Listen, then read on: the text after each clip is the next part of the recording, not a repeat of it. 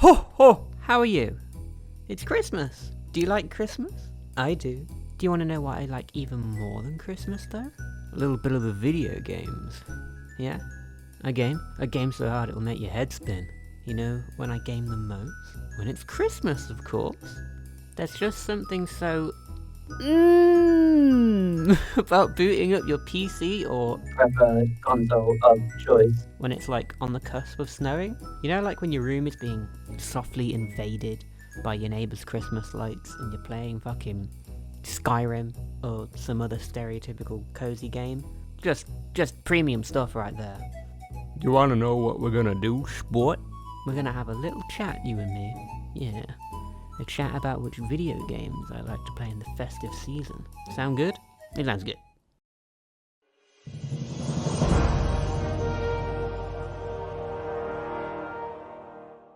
Oh, World of Warcraft. Wait, no. Wait.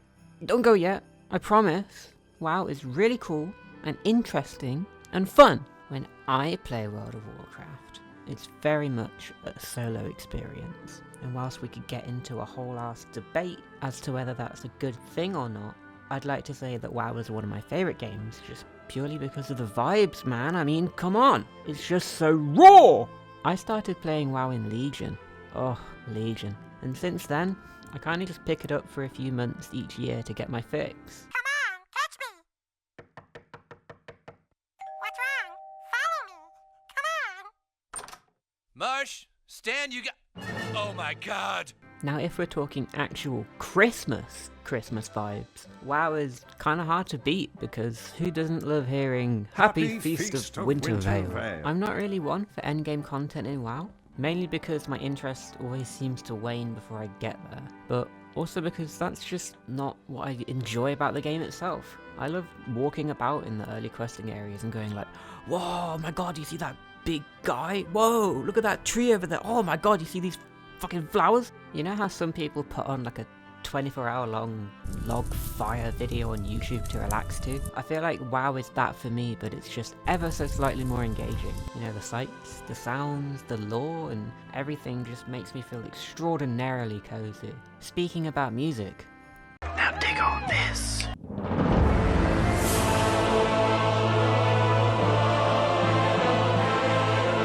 Now, I play Horde because I'm not a raging Tory, but Jeezy peeps, man, that is some stellar stuff. World of Warcraft gives off some intense older brother energy. Like, it's just supposed to be played with an open bag of Doritos by your side, and a lava lamp that's your only source of light other than your CRT monitor. Couple that with that weird static from those speakers everyone used to have that goes dee dee dee dee dee dee dee. And I think you've got the complete optimal WoW experience. And what an experience it is. I've spent way too many hours soaking in the lore of the game from amazing creators like Platinum WoW, and I think one of my favourite things about WoW is just how much there is to do. You have like 20 fucking years of content just in front of you. Like, you boot up the game and you can just go back to content from 2005 if you want to. It's cute.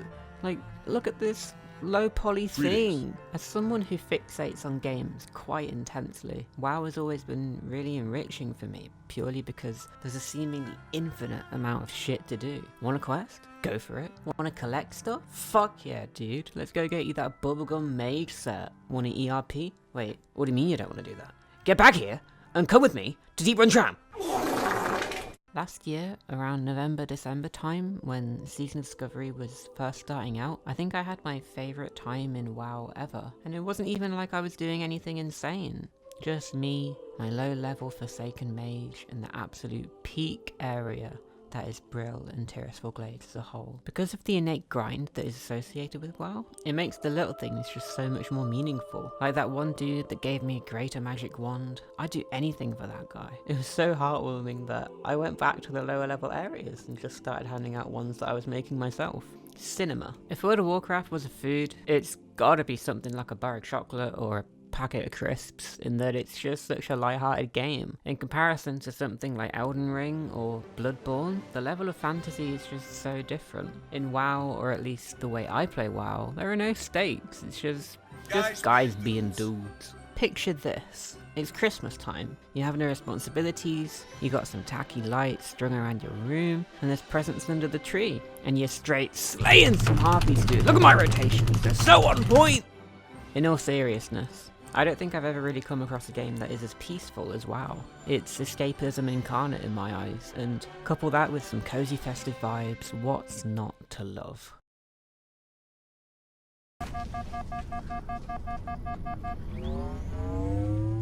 Let me be honest with myself here. Halo 4 was not amazing, but god damn it if I wasn't hyped as hell for this game, man. You see, I grew up with Halo 3 and Reach, but there was just something so exciting about Halo 4.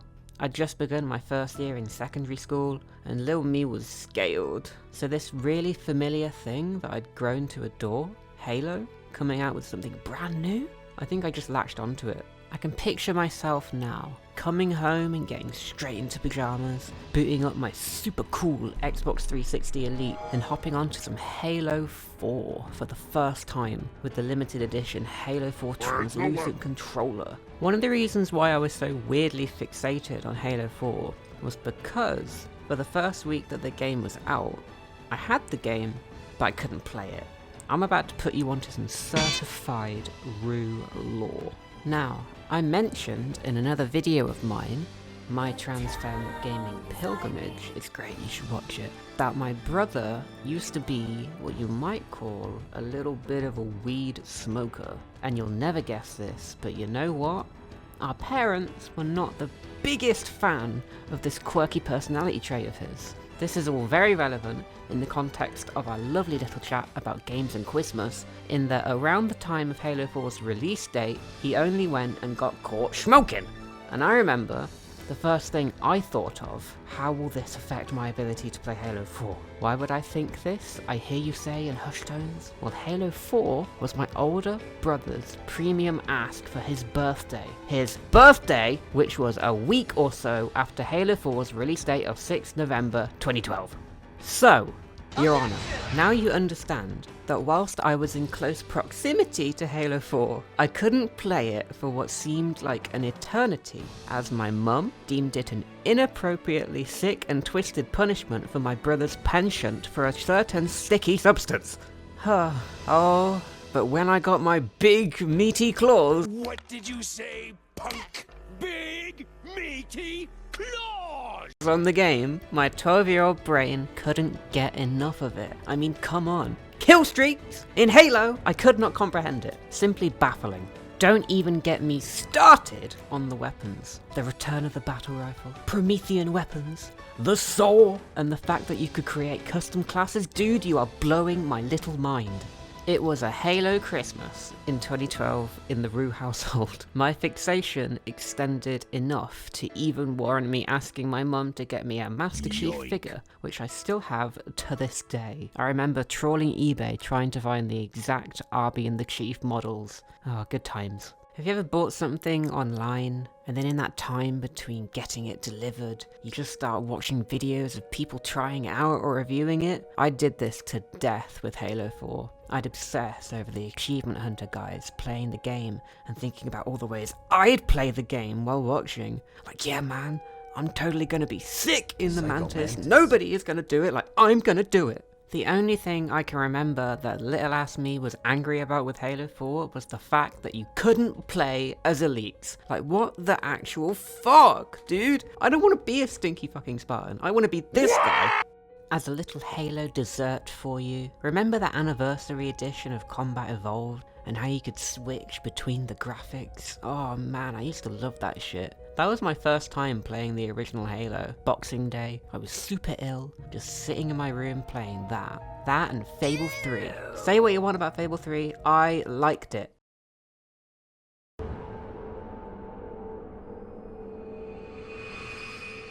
It's cute that y'all think you're the heroes of this little adventure, but you're not. Welcome to Pandora, kiddos. I will pay you to kill yourself. Borderlands 2 as a whole for me is very special. In a lot of ways, it was one of the main games that got me into PC gaming. That and TF2 of course. I know, I got my shit, okay. Yep. And then... Other than watching my brother play the first Borderlands game, I knew nothing about this series, but boy howdy was I hyped by that damn trailer with that Cage the Elephant song. Much like my troubles with Halo 4, I couldn't play Borderlands 2 when it came out on that fateful day of September 18, 2012, which is my birthday, by the way. Reason being is that for some reason, one of the first computers I had to game on was an iMac. And I mean, look at this thing. Look at its stupid ass mouse, it wasn't happening. Needless to say, I was very sad. But hark! What's that I hear? Christmas is but just round the corner. Well, I'll be. Father Christmas has only gone and got me a gaming PC. Pandora, here I come! Playing Borderlands 2 on my baby's first gaming PC was amazing. Of course I played as Zero, the little edgelord I was. I mean, how couldn't I? The guy's name is a number. So cool. I mean, yeah, the main game is great. Something something Handsome Jack, best gaming villain in history, something something. You've heard it before. But the DLC? Wowza Rooney, that's some tasty stuff. Like the orange and strawberry creams from a tub of Quality Street, just great stuff. I mean, this is a Christmas video, so which Borderlands 2 DLC do you think I'm gonna talk about? If you said how Marcus saved Mercenary Day, I'm very surprised at how engaged you are. You're also correct! Sure, this little bite-sized DLC is nowhere near as expansive or jaw-dropping as some of the other DLC you might immediately think of when picturing Borderlands 2, but man, there's just something about it. Snowmen? Check. More snowmen? Check. Big snowman? Double check. What else do you want? After playing through the main story of the game, you might be a little fatigued, right? You've just completed this big huge task with a really climactic end and boom, you're back in Sanctuary. What do you do now? Instead of doing a wicked nosedive into a crazy DLC like Tiny Tina's Assault on Dragon Keep, why not have a little chocolate biscuit, a little cup of tea, a little 30-minute DLC where you just shoot snowmen and little robot toys? Sounds good, doesn't it? Feels good, doesn't it? With Borderlands 4 on the horizon, I really hope they have some content like the Headhunter DLCs. A little excursion that doesn't overstay its welcome, where it's just guys being dudes. I said that before, didn't I? Not every DLC has to be like boom, bam, wap wah, you know? Give me a cheeky pull on the bait that's not mine, some estrogen, and a 20 to 45 minute long DLC, and dude, I'm golden. Merry Christmas. If you made it this far, yay! You did it! You're my favourite, you win! Thanks so much for watching. Are there any games that you associate with festive or cozy vibes? Let me know.